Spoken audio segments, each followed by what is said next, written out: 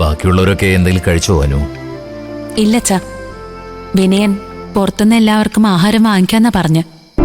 അതെന്താ, ഈ വീട്ടിൽ നിന്ന് അവരെ ആഹാരമൊന്നും കഴിക്കില്ലേ? അയ്യോ അതല്ലച്ചാ, എല്ലാവർക്കും നല്ല വിശപ്പുണ്ട്, നോൺ വെജ് കഴിക്കണമെന്നാ അവര് പറഞ്ഞ്. ആ അതെ, ഉച്ചയ്ക്ക് അവര് ഇവിടെ നിന്ന് കാര്യമായിട്ടൊന്നും കഴിച്ചു കാണില്ല. ആ അതെ, അതുകൊണ്ടുകൂടിയാ ഞാനും സമ്മതിച്ചത്.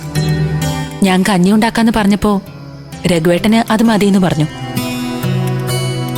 ദേക്കമ്മാവനെ അഭിമുഖീകരിക്കാൻ മടിയുള്ളത് കൊണ്ടുകൂടിയാ അവര് വിനയനെ കൊണ്ട് ഫുഡ് വാങ്ങിപ്പിച്ചത്. അതാകുമ്പോ മുറിയിലിരുന്ന് കഴിക്കാമല്ലോ. ദയേന്ദ്ര എന്നെ അഭിമുഖീകരിക്കാൻ മടിക്കുന്നത് അവൾക്ക് പറയാനുള്ള അവള് പറഞ്ഞു. എന്റെ കടമയൊക്കെ ഞാൻ ചെയ്യുകയും ചെയ്തു. അതവിടെ വെച്ച് തന്നെ കഴിഞ്ഞില്ലേ? ഞാനതൊക്കെ അപ്പോഴേ മറന്നുപോയെന്ന് അവളോട് പറഞ്ഞേക്ക്. ആ, സ്വർണം പണയം വെക്കുന്ന കാര്യത്തില് അച്ഛന്റെ അടുത്ത തീരുമാനം എന്താ? അതറിഞ്ഞിട്ട് തിരിച്ചു പോണോന്ന് കരുതിയാ എല്ലാവരും നിൽക്കുന്നത്, ഈ ഞാനും. അടുത്ത തീരുമാനം എന്നൊന്നുമില്ല, നേരത്തെ എടുത്ത തീരുമാനം തന്നെ.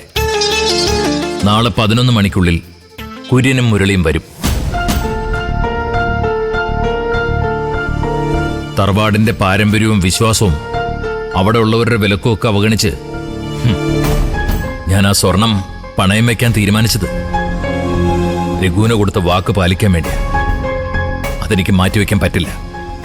അമ്മ, ചേരുടെയൊക്കെ എതിർപ്പും അവകാശവാദമൊക്കെ കാണുമ്പോ എനിക്ക് വേണ്ടി മാത്രമായിട്ട് അമ്മാവനിത് ചെയ്യണ്ടെന്നാ എന്റെ അഭിപ്രായം. വേണ്ട രഘു, നിന്റെ അഭിപ്രായത്തിനൊപ്പം നിൽക്കാൻ അമ്പിളി തയ്യാറാവില്ല. അതുകൊണ്ട് ഇത് നടന്നേ പറ്റൂ. ആരെതിർത്താലും ഞാനിത് നടത്തിയിരിക്കും. അച്ഛാ, അച്ഛന്റെ തീരുമാനത്തെ ആരും ഇനി എതിർക്കാനൊന്നും പോകുന്നില്ല. പിന്നെ തറവാട്ടിൽ നിന്ന് കിട്ടിയ സ്വർണവും പണമൊക്കെ ഉപയോഗിച്ച് അച്ഛൻ ബാക്കി മക്കൾക്കൊക്കെ ഓരോന്ന് ചെയ്തു കൊടുത്തപ്പോ അച്ഛൻ ചീരുവിന് വേണ്ടി ഒന്നും ചെയ്തില്ലല്ലോ എന്നുള്ള പരാതി ബാക്കിയാവുന്നു മാത്രം.